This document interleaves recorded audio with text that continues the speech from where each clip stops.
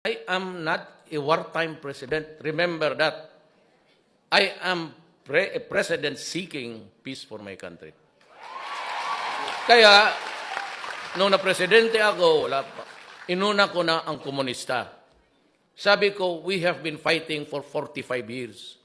Do you mean to say that you want another 45 years of fighting? Magkasama kami, left po ako, sa left ako.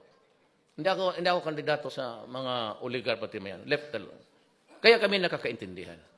Kaya kita mo yung overtures ko, pumayag sila, nag-uusap na tayo, wala nang gera ngayon sa ating bayan, NPA versus government. We are talking in Oslo. So dito yung negotiators natin as we go along, si Perfecto Yasay, the Foreign Secretary. So, maniwala ka o hindi? Sa dormitoryo kami noon, kami ang magka-roommate. Bright ito. Valedictorian, salutatorian ito nag-graduate. Then, ang kaharap namin sa kwarto, si Bebot Belio. Taga Isabela. Lucano ito. Okay. Okay ito. Magka-classmate kami, but they are the brilliant ones. Sunny Dominguez, yung ating finance secretary. Kindergarten to high school, kasi napaalis ako sa Ateneo, second year, siya na lang, but they graduated yung klase namin. He was the valedictorian. Oh. Alam mo, ito si ating Secretary of Agriculture, Governor Manny Piñol, is a magna cum laude graduate yan. Ito lang. Graduate, puro yan sila mga utak. Senator Cayetano.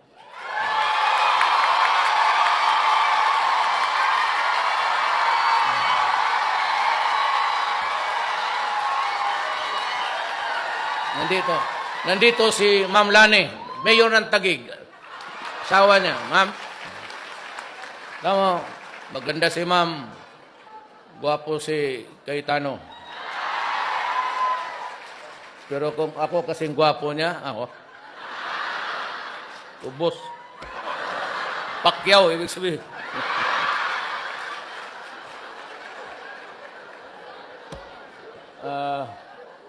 Si Mark Villar sa DPWH.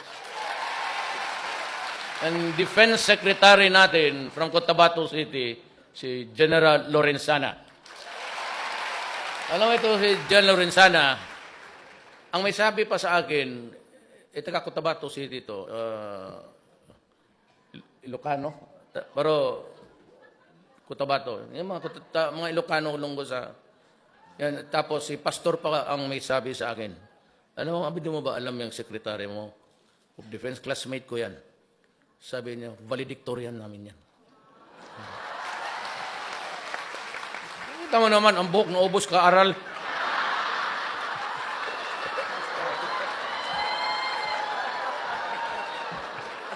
Si Secretary Pernia ng NEDA, bright from UP. And, totoo lang ha, hindi ako kilala nyo, Art Tugade. Classmate ko sa St. Benedetto, valedictorian namin. Huh? College of Law. 1972.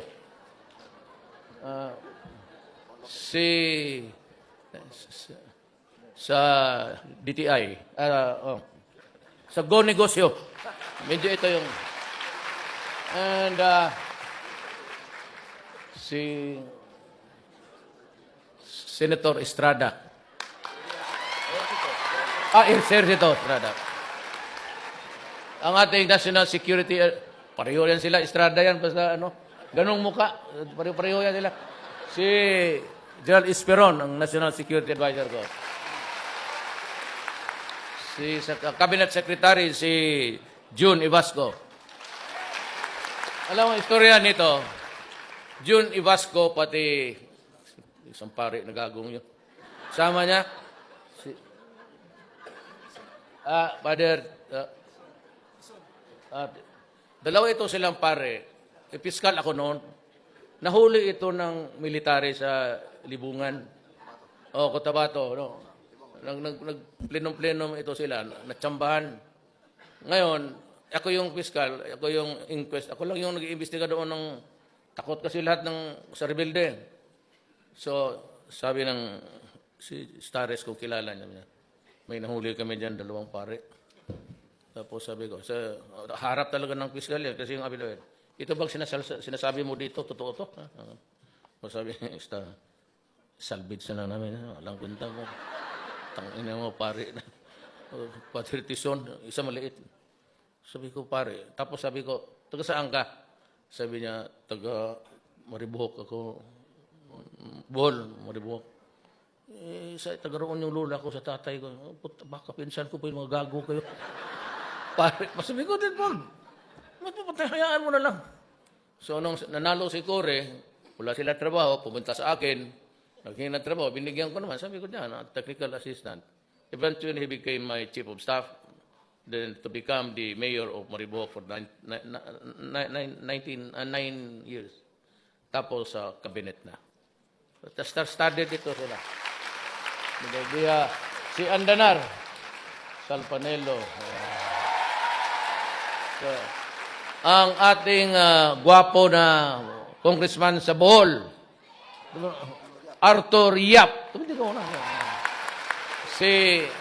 Kayo ang taga Davao, if you remember, pastor ito siya sa Victory Chapel, taga Davao. Pastor Erne Abella. Ito si Energy, si Alcose. Si Wanda Teo ng ating tourism. Si Sal, ito yung abogado ng mga artista. To. Kung gusto mo ng chismis kung anong nangyari talaga. Dito ka. Sal, tuwid ka nga.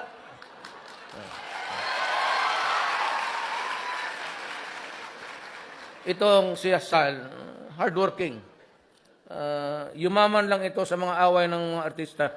Yung mga kasawa. Yung magkakaso-kaso. Ako po ay ordinaryo lang, kagaya ninyo. 75, 76, ganun lang.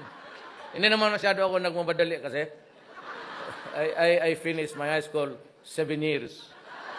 Sabi ng nanay ko, Rodrigo, matapos ka kaya? Sabi ko, wala man tayong pagmadalaan dito sa buhay na to.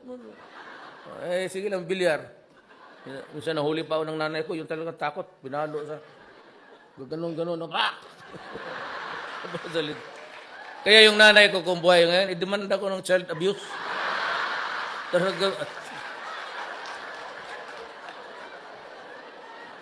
Tapos kayong mga Bisaya, alam ninyo yan, we have this colloquial term na hanggang pantalan ka lang. Di ba? Yung ayaw natin magtrabaho, mga kapatid, yung mga lalaki, magalit yung tatay sabihin, hanggang pantalan ka lang. Di ba? It's a colloquial or idiom developed along the years. Sabi ng tatay ko na, ikaw, chikang anak ka, hanggang pantalan ka lang. Sabi ko, sige lang, basta bayaran lang ako sa kinakarga ko, okay lang. Pero sa totoo lang itong lahat na nakarito mga tugadi, ito bilyonaryo na to. Huwag sabihin magnakaw. Bilyonaryo ito. College of Law pa kami. CEO na yan ng Delgado Shipping. Puro mayayaman. Yasay he is a professor sa Western side sa Hawaii University. Pero sa awa ng Diyos, ito trabante ko ito lahat.